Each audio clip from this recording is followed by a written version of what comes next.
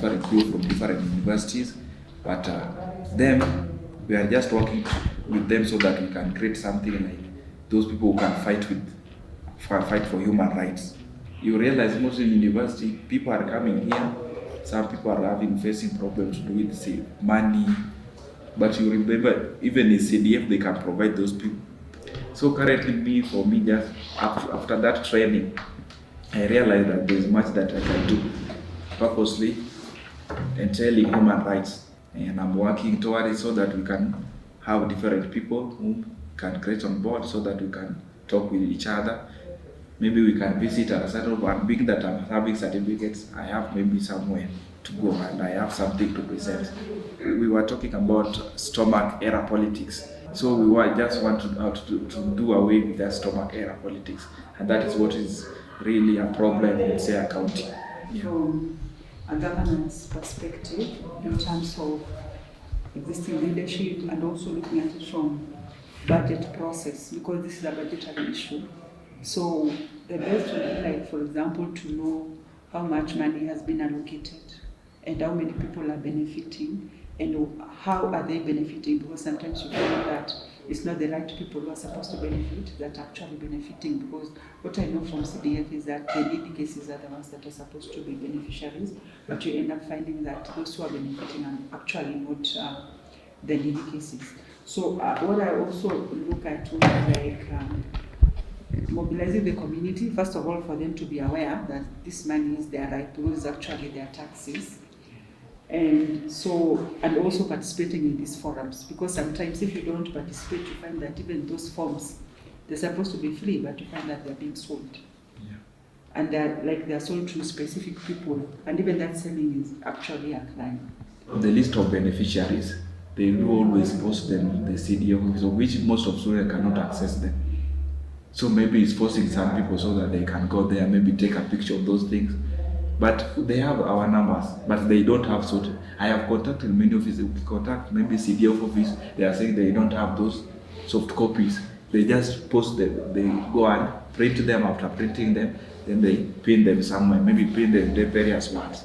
Can I ask that question? Yeah. Because there has to be a soft copy somewhere. Because where does this hard copy come from? So they don't always share. It has to come from somewhere. That's what I'm saying. If the community is empowered, to participate in these spaces and make demands, because like if you're making a demand as one person, nobody will listen to you. That's why now it's important that you come together, but also you make the community become aware that this is our right and these are the demands that we have. Because like Makueni, Makumbuka ile school, they're almost disbanding the county because of community is empowered, because all this is happening because the community, first of all, they don't know. But they have the right to information. They have the right to demand information. Yeah. It's also protected by the Constitution. But then the county is taking advantage of that. Yeah. I think even the office of the Ombudsman should ignite no information. That is what they do. Then if you are at the central bank, okay, the ground floor, there's information about access to information. I think as a way into the solution is technology, so that instead of even asking for the soft copies, because they'll be raising questions about procedures and posting, then if you go that they send for you, they might have issues. But you should follow up with them that they are posted in the county website. When they have their constitution that post every other thing they do, they have it on their website. You can access it online. That's why there's need for coordination between you people and the people at the ward. And then in case now there's this refusal to give you the information, you can petition through the Senate to make a demand on that, because that's your right. The training was good to me. Receiving this is also so much. It will help me. And my main intention, I haven't done it, but I'm still planning to do it because we still have time, of which for the events in the school, like when you see the KUSA, they have events in the school, of which now I can invite even you guys to come help us, even talk to them about the human rights, because I know to me it helped me so much.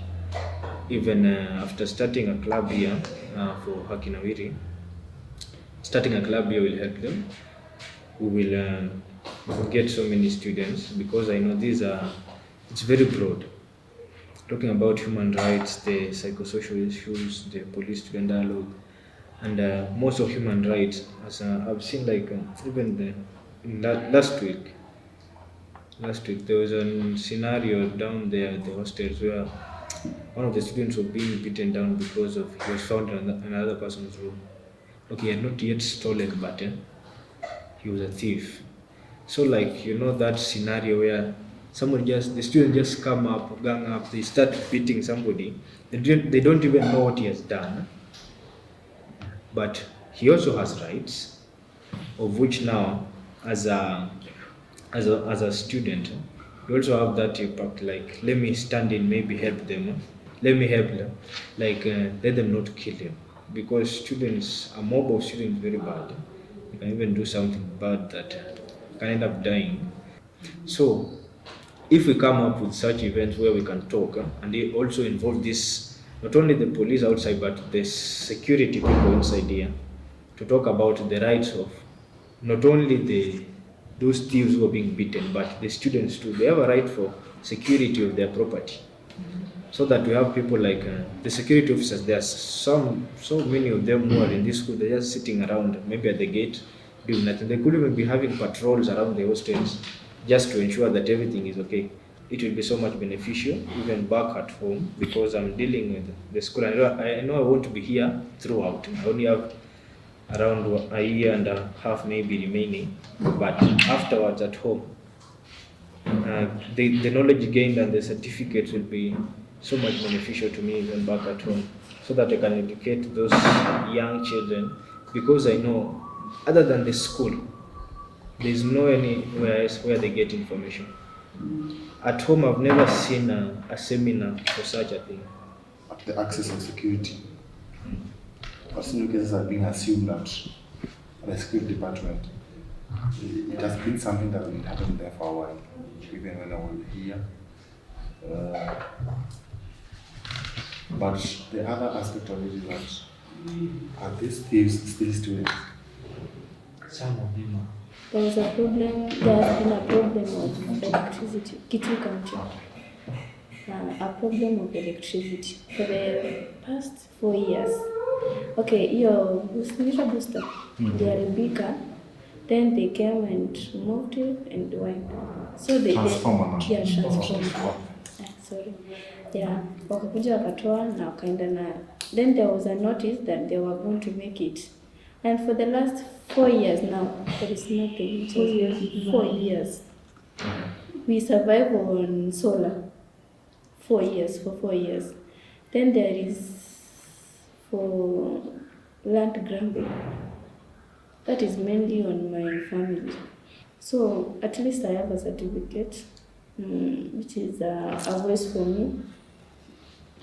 Even if you check for how many years, I know it will help me, especially on the electricity, because at least I have some of my friends who are in the universities. Most of them are learned, so we can look up something. I come from Migori County, Nyatike constituency, Makanda, Kanyarwanda ward.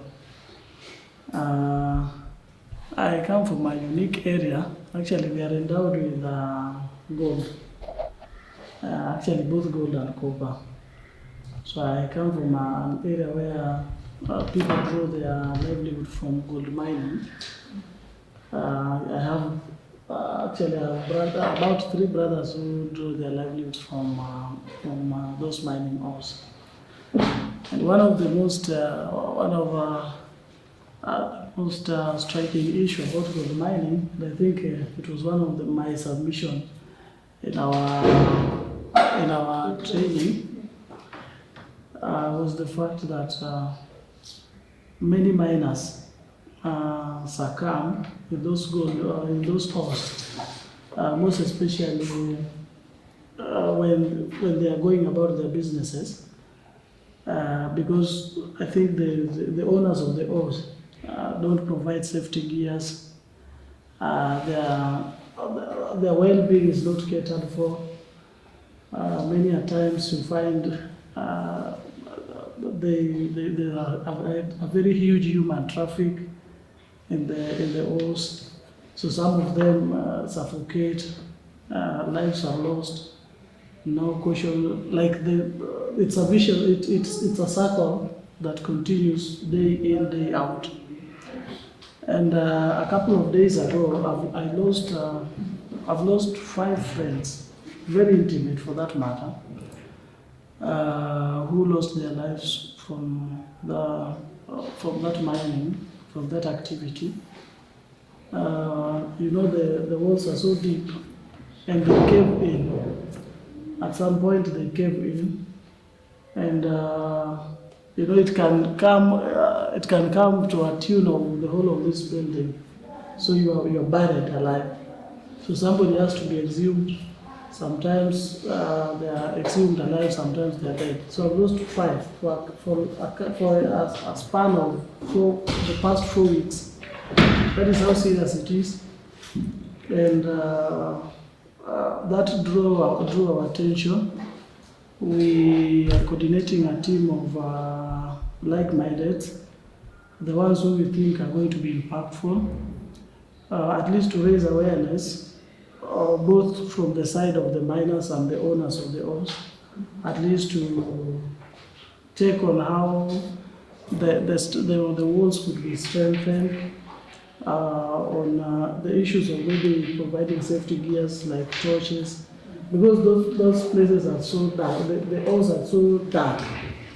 And then, sometimes it's as deep as below the water table. And maybe you have to use you can only move with an aid of a torch. Then you need some sort of a helmet. So I've coordinated a team. We are meeting on, let's say, from 20th of this month, so that we can begin to actually, we want it to become a national interest, because we have lost. Actually, I come from that area, and for my entire life, I've seen many people earn actually eke their life from gold mining, and I think it's and many of them have lost their lives out of that. In that process. So I think it's about time. Because some of the problems, some of the dangers can be capped. Yeah, because like protected gear can be like. Yeah. Including even strengthening them. The walls can be reinforced in one way or the other. Maybe there are some poles of a size of maybe which pillar, which can act as pillars to support the walls. It doesn't cave in. Yeah.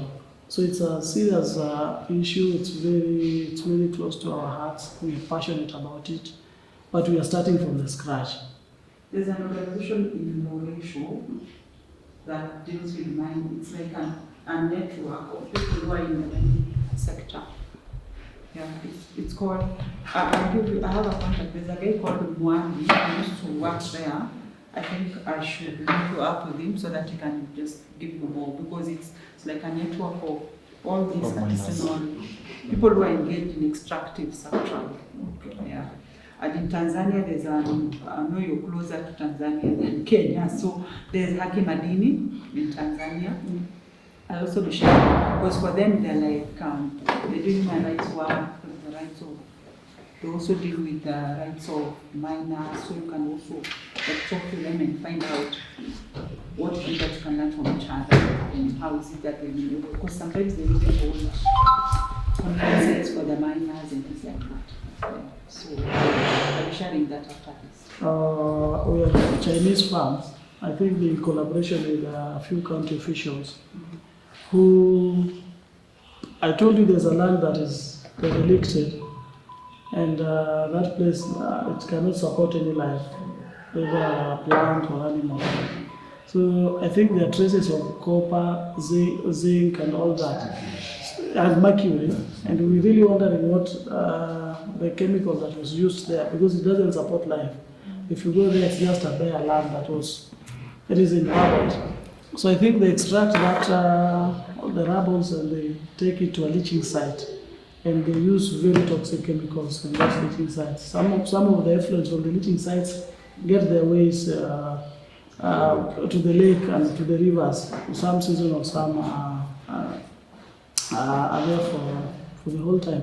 And I've had concerns from about 5 families who around about 20 heads of cattle succumbed to, I think after taking the water, because it's that when the effluents get into those waters. That's what is lost. Yeah, I just want to believe that.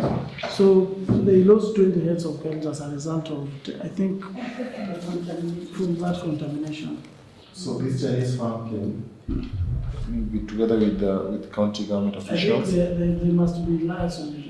Then they went to a mercury extraction site, or No, actually, it's that land. I've been wondering the chemical that those guys used, because that place does not support what life. exactly did they do there? Sorry? What exactly did they do? It was something that occurred a long time ago during colonization. Okay. Yeah. But you know it can have that impact. Till now. especially- Yeah, till It can have now. the same impact. Actually, the place is just a stone throw from where I come from. It can make it, the chemicals can make it actually become barren and you can't grow anything. It's very possible. So unless maybe an environmental impact assessment. You have an IMA office there? Good. Some of those places are so remote. But do we have them at the county, because they are at least Because at the country level? climate, Yeah. issues of climate and environment are devolved. There was an uproar from within. Actually, we demanded a report from them after that incident. So they told us, actually they've been taking us in cycles. What are the possible solutions that we can look into them at the individual level and the community? We talked about, as we were conversing, there are some topics of points you are raising that are moving to this side. For example, you are talking about online education being expensive in terms of access bundles. I would let you talk about this, but I don't know whether you are also aware about online literacy, digital literacy. Were you really trained on usage of Google Meet, Zoom, or people are just told we are meeting in Zoom tomorrow? Like what I can say, for me, we were still at home. It was first published in a magazine, like in a newspaper, like the blended form of learning. So that's what prompted us to go to the website and check. It was also there. I've never attended any training of which they were saying like they are going to teach students about how to go about it, Google Meet, how to act. They only say that the links will be accessed on Kusoma portal. Yeah. So ever since the online learning, as students, we are the ones who are teaching each other. Like even up to now, even if you join an online class, there are some of those who can join a class, they don't even know how to put off their video. Till now. Some don't even know how to mute their microphones.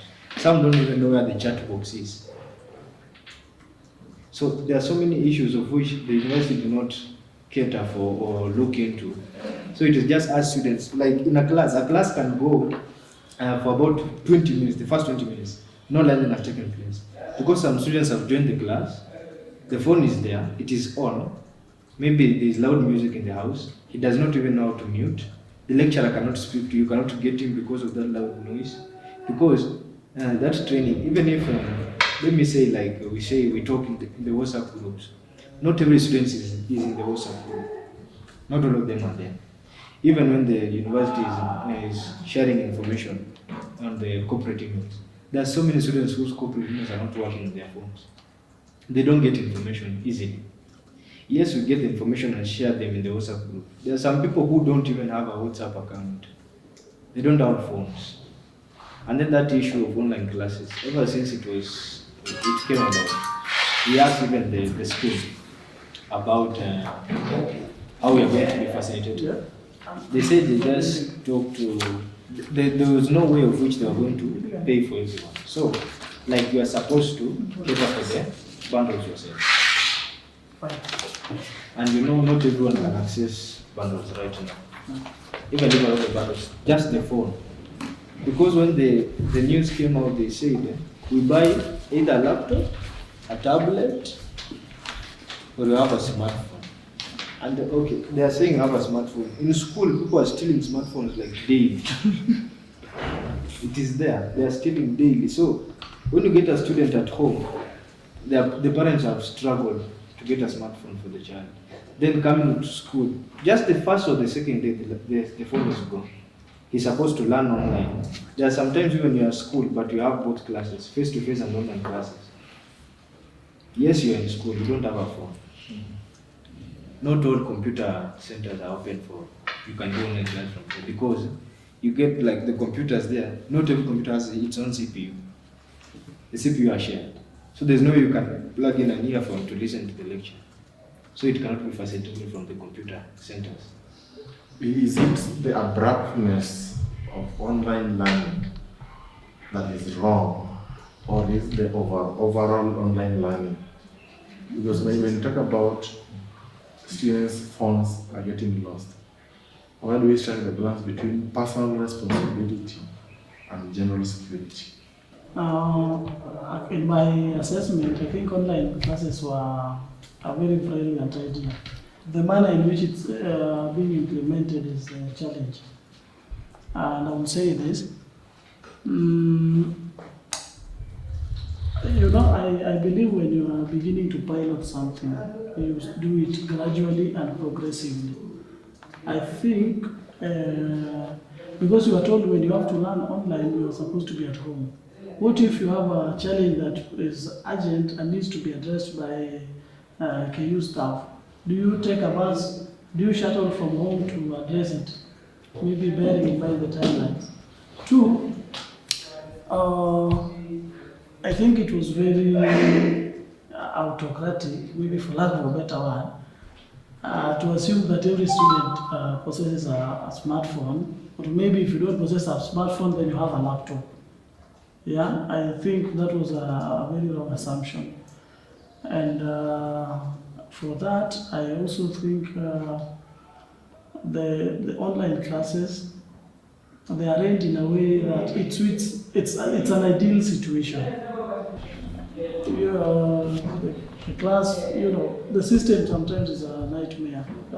And then it has a carrying capacity from what you know. Yeah, It has a carrying capacity, but some classes, Brian will agree with me, that extends up to 1,000 or even more.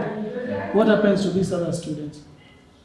Yeah. So those are some of the challenges. And again, So you see, this is the point that you really need to engage well with leaders, especially those in the academia and the Congress students.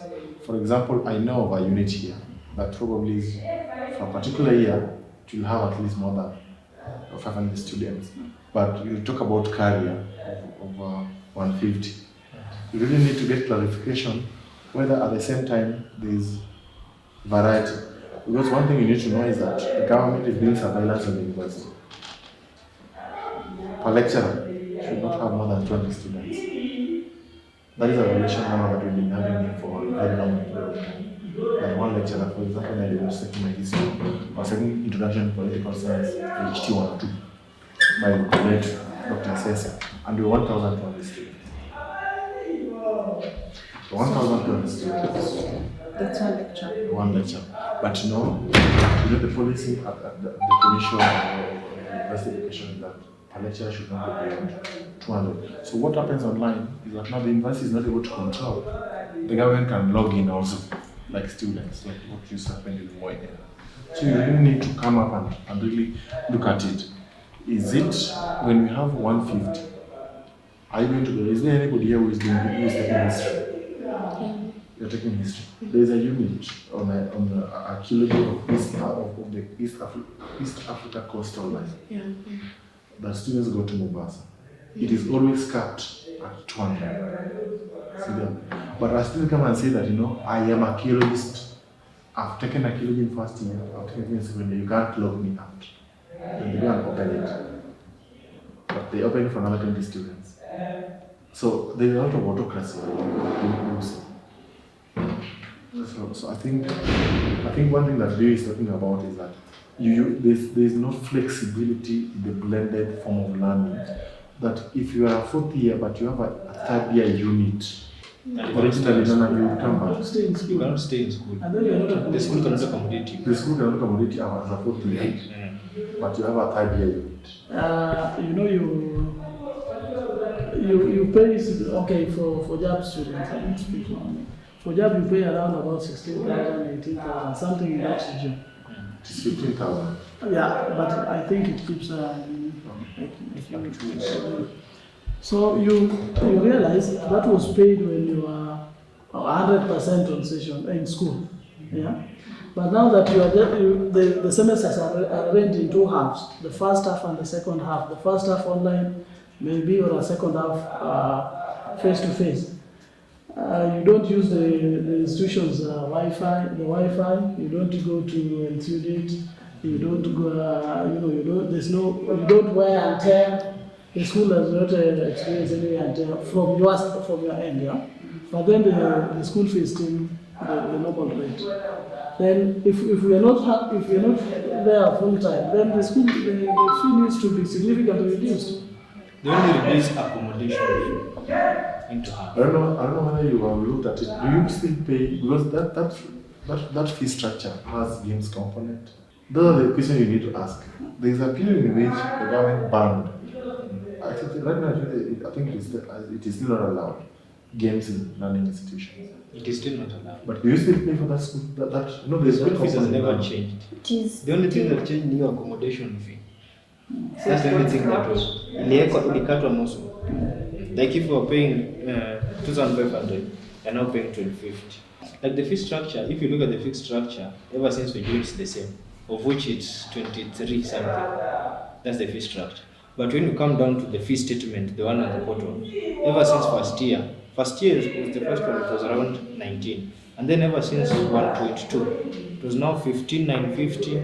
In second semester, it was 15,650, around there, or 450. It has never been reduced ever since online started. When we were paying like that before online started. After online started, the only thing that was cut into half was accommodation fee. So, hii pesa ingine tulikuwa tunalipa hapa, of which we are not using the same facilities when we are at home. Where is it going? And because the school is saying it cannot accommodate all of us, and yet if you check, there are some hostels which they have the same amount of people who are there even before online started. Even before when COVID started. So they are saying the school cannot accommodate everyone from first year to fourth year. There are some hostels, they have 4 beds and they have 4 people. Why can't the school accommodate everyone there? When we are having a discussion on accommodation of students, one time we had that meeting with other universities. And Professor Nene said that accommodation is divided into 2 in this perspective. It is squad, that means 4 people, there are 2 people. Then now the other issue. For ground is different.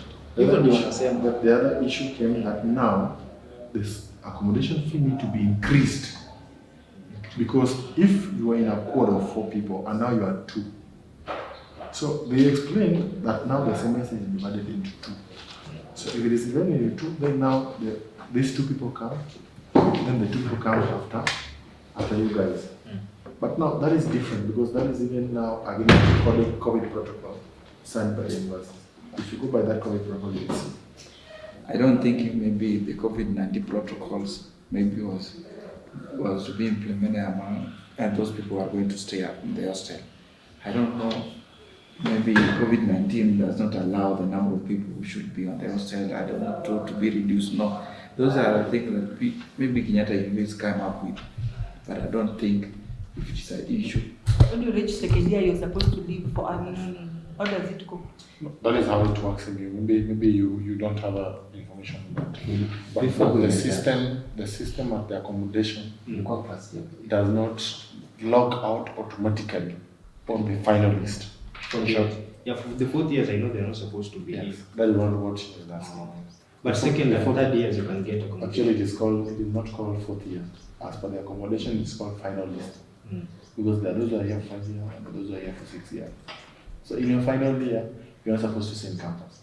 But the problem is, even at the second year level, there are possibility. Now you work with possibility. Only first years are guaranteed of accommodation. After second year and third year, there is possibility. Probably you might get or you might not get. But nowadays, not guaranteed for the first years. But you know guaranteed. Yeah, I'm sure. I don't, from 2020, most of first years missed hostels. I don't Because they do know. not apply for their allocation. They don't They don't apply because they don't get that information. It was online. How can you reach first year if they are at home? You don't even need to discuss about application. No. First years should not apply for accommodation. They did, imagine. They should be allocated They will apply. automatically. And then the issue we're talking about the lecturers having around 200 students. Before we just came, we're having a class of, let me just, like one ECT 300. All arts. We are around 1,500 arts students. But we were being logged into one class. Google Meet can only accommodate 250. But we've been logged into one lecture. Only 250 can listen to the lecturer and give feedback. The rest, you join live stream. On live stream, you cannot ask a question. You cannot raise your hand. You can only hear. We did even cards online. There are some students who never did cards because they did not get that information. They were not even attending classes. So coming back to school, some people, they don't even know where to start from. Cards are done. Na wengine wanajuzu. The question is, does this class have class reps? I am one of them. You are one of them. Does the lecturer knows the total number of those who have registered for that unit? I think they do because it's all arts. It's rated all arts. Or not? Now, this is my concern.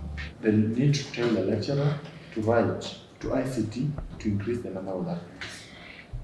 Because it is not fair to have those who have paid school fees live stream. They are not part of the class. The other thing I wanted to ask, and this was even shared with one of my lecturers here, how is assessment done? For example, for CAT 1 and CAT 2, for those who come from areas without internet accessibility, how do they sort those things? Like for us, if you get a good lecturer for once, that first week when you come back to school, now it's the work for the class to go and find him. Talk to him about the students. There's always a makeup cut. But the problem is one. This guy you're giving a makeup cut has never attended classes. He doesn't have the concept for what was taught. So it is up to him to find notes of which the university doesn't give. It's for you. Like there are so many units, they don't have maybe a module or even a PDF. Okay. Yeah. If you cannot access that, because you can only access the module if you have paid fees. Okay. For that whole month, the first month, of which you can access classes, but maybe if you just get the link, not from Kusoma, from somebody, because you have not paid the school fees. So this person is staying in a remote area, there's no power, he can't access the notes. Then coming back to school, he's being given a makeup cut because he did not attempt the cut online. He still fail. Okay. So on this issue of makeup, you say there are students. For us, there's high correlation between students not doing cut online and them not learning online. They are related. They won't do cut because they're not learning. They don't have access. But for every course description, there's specific number of hours a student need to take in a course to sit for one cut or to sit for cut 2. and finally to sit for many exams. So one, that is violation, that is academic violation. Two, what do you think should be a shared solution?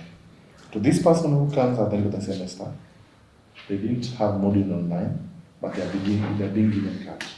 What do you think should be done? Because the university, one thing I know, it cannot provide electricity for this person back at home. It cannot buy him a phone or a laptop. So the only thing they can do is just get back the way we were when we were in first. Everyone come back to school. We learn face to face. If it's blended, they want to introduce blended form learning. Let it be introduced when we are all at school. We can learn that in the hostels. If it's just online class they want, we can do that in the hostel. But because they have introduced online classes where we are learning in shifts, this person will have to go back home. So if it's the same problem, cannot access, he won't still access. And the university cannot do that. If the university cannot provide bundles for us, it means it cannot even provide electricity for that person. It cannot buy everyone a smartphone just because of online classes. So me, what I can advocate for me, they get us all back to school. Okay. What about this way? Because now, if we start more lobbying and it might even take another semester. For me, I think one, online modules should be allowed for all the students to access. Because for you to sit for exams, you have to have exam card. Yeah. You can learn online, and towards the end of it, you don't pay the school fees. What is important is that after 1 month, you will know. There is no student who have business attending online class after unit registration. There's another year you cannot have it. You don't have business if you are a fully adult student and you know you're not registered for a unit online. If you don't register online, you can never sit for an exams because you are now not bona fide student. How do you know that you are a bona fide student? For me, I'm thinking that as we move towards the students coming back, but we allow everybody to access, as long as you are on that level, to access the modules. This student doesn't have a smartphone. Yes. That access. Because if you say they use the corporate email to send it. No, the solution I've given you is for this category of students who are able to go online, but they are not able to pay the school fees within this 1 month. They pay school fees, let's say, at the deadline. They shall have missed particular number of hours of learning. You understand? There's this group. You understand the group I'm talking about? Yeah. It's a solution bit by bit. For those who cannot access internet, for those regions, if we are to move on with blended, then for those regions, they have to come. That can be a lobbying solution. That can be, yes. Because you will also talk about high mobility cost. You come here for 2-3 weeks, you go back home. There is no input from parents, there is no input from the government. So that we help the institution also to look at the solution. We have to categorize students. We have those who come from, let's say, Tuka, the upper side towards it. And you say, okay, if you come from this region, there's proof you will come to the university. That is one. Two, we allow, because if it is physical, we don't get school fees, you go to class. Cynthia, we don't get school fees, you go to class.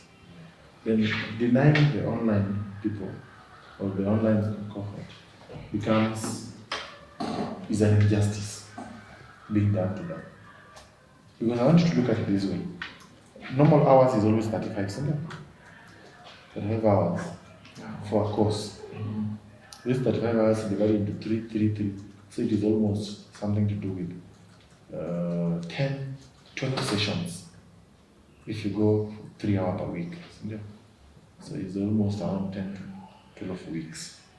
So if you deny somebody almost 6 weeks on the basis that they have not paid the school fees, but they are within the range of paying the school fees, that means that they can still pay. But you see, they will pay for the hours they were not taught.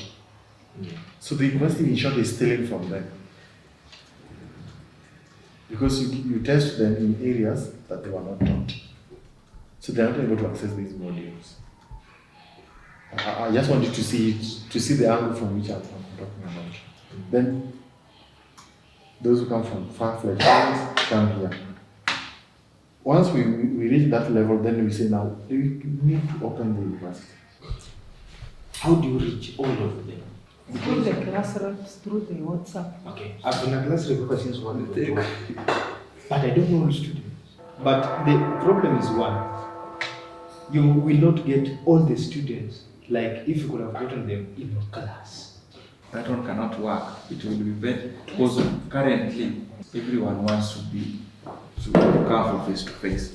So we won't select any person. Maybe we're taking this a group, or maybe people from the other area, or maybe it's like everyone will join the same group because everyone wants face to face. Yeah. I'm sure. I don't know if that one can work because everyone will fight for the chance. We look at, there's always those who are highly disadvantaged. For example, you are in an area you can never access internet. And you know, especially post-COVID, because we are looking at even the challenges in the COVID era. Because COVID have broadened learning online.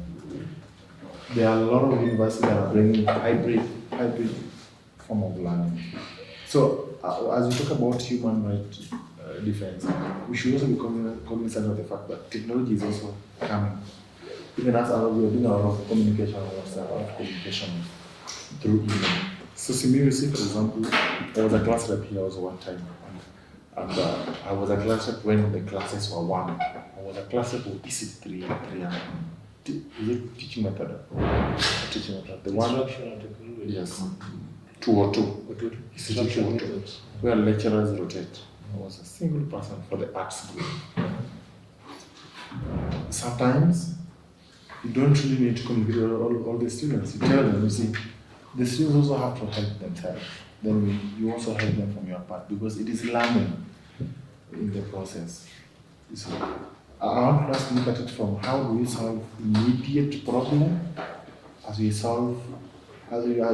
to look at it in terms of having a short-term solution, or we're looking for a long-term solution. A short term for the student. Let the lecturers be, let them give us notes. There are some lecturers who say, I cannot give you notes because if I give you notes, we will not be attending my class. But these notes should help those other ones. You see? So they are thinking if they send notes early, you won't be attending those other classes because you already have those notes. So it is the lecturers who refuse. Yeah, some of them refuse to get the module, not the university. Yeah. The module is there, but in the Kusoma it is in bits. So how do you solve that catch-22? They just give us the notes. We share with those people who cannot attend classes because of issues, so that they could also be learning as others are learning online, those who can attend.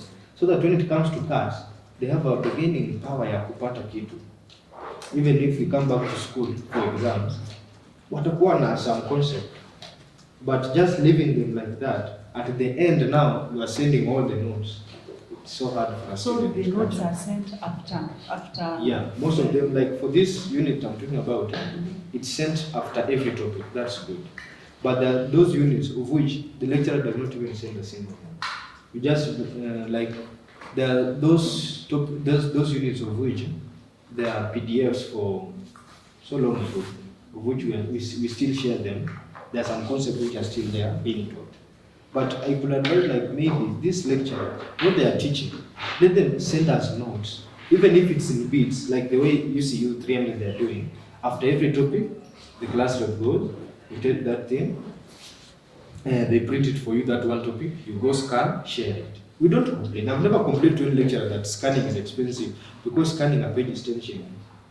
So apart from online learning, what other challenges do have students faced, especially during the pandemic? Other than online learning, it's just that time, you don't have that time to go back, get something for yourself, money for upkeep. Other than online learning, we need time. For me, ever since I stepped into this university, the only time I've been at home is that time when Corona came and you were forced to the school. Ever since then, it has been online, face to face, online, face to face. I cannot go back home because I know when I go back home I want to learn. Because where I come from, there's no electricity. You'll find when a lecturer teaches, he's recording that lesson. And that lesson is being posted to Kusoma, whereby at your own free time, you are able to go and retrieve that recording and listen to what he said. That thing, it also helps those people who paid school fees late. You have those people, as he has said, that it can reach a time maybe you will not pay school fees, whereby you will not be able to access online. The main advantage, the main function, the purpose of that recording is for you to be able to get that information even when you come back to the institution. For the cards, there are so many challenges. Maybe somebody, you can undergo different challenges, whereby when you try to log into the system, you're being told that database error. Maybe it means that now the system is loaded.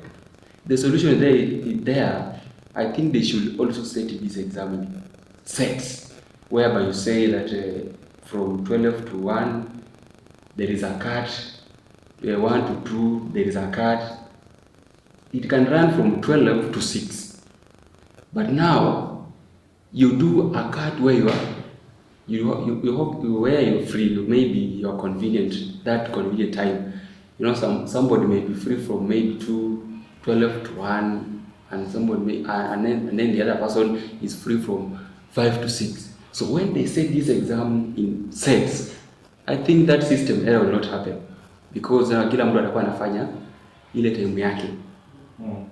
Then So the system error comes in that when watu wote wame log in, when you log in, sasa watu wenye wako na simu nzuri ndio ukiingia hapo inakwama hapo, but kuna wengine ukijaribu inakataa. And then when you open this card, for example, venye nilikuwa tunasema, when you open this card, una log in, you open the card. So what will happen, watu wengi wakijaa, then it will hang. So ikihang, inaweza run even for that 1 hour, ishe. Ikirudi hivi, umepata 0. So the lecturer will tell you, that is not my problem. That is the problem of the university. So they need to rectify that. You know, database, hiyo kitu sasa sometimes waezi tengeneza. But it is the problem of the lecturer. You rather say that my student failed because the system or the electricity, that one is not an argument. Yeah. Yes. And learning is a two-way traffic. Lecturers are supposed to facilitate learning, to invoke the minds of the students, to learn, and to go and do further research. That is why it is not an option of recording and posting for those who are paid the school fees. At the end of the day, they are going to pay. Attending Kusoma is not compulsory that you are going to sit for exams. It is paying for the school fees, number one. Register for units, number two. For me, what I'm thinking, the lecturers should have an online system of confirming if you've registered for a course. The lecturers should be given tablets.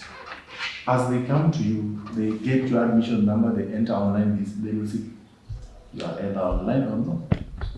For the deadline, in the middle of the semester, they can push it towards the end, because they don't print that. And you can argue to the university that it's going to save the university on the cost of printing, for example, but they have to. It is the lecturers to do the confirmation, not the students. Because if you say they need to access it online, if right now they have already deactivated degree on it, is it functioning? Right now you cannot know whether you have marks or not. That is also something people should talk about. So we can go on with this conversation more and more. And we wanted to come and go over with certificates and also have this dialogue. Then we are also anticipating to have a police student dialogue soon. This month. Yeah, within the month. And legal training. So we are going to see how best we can mobilize students and how that activity is done. And then paralegal, I think for us to be very instrumental to follow up on those cases. At least you will be able to interact with the lawyers we have around to advise you on the things you need to. So we really appreciate. And